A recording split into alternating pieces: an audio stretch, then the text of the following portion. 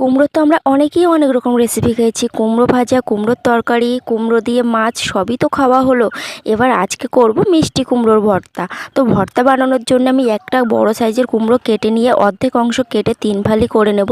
এবার উনুনে ভাত বসিয়ে দিয়েছি, ওর মধ্যে 3 পিস মিষ্টি কুমড়ো দিয়ে দেব।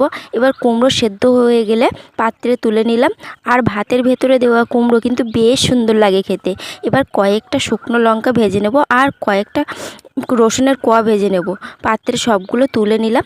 এবার দুটো পেঁয়াজও কুচি করে নিয়েছি আর ধনেপাতাও কুচি করে নিয়েছি। নুন আর সর্ষের তেল দিয়ে লঙ্কা, রসুন আর পেঁয়াজ সবগুলো চটকে চটকে মেখে নেব।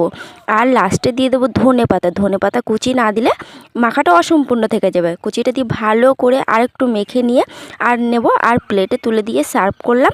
খেতে কিন্তু অসাধারণ ছিল গরম গরম ভাতের সঙ্গে। তোমরাও এভাবে বাড়িতে ট্রাই করো। আর ভিডিওটা ভালো লাগলে লাইক, শেয়ার, সাবস্ক্রাইব করে দিও।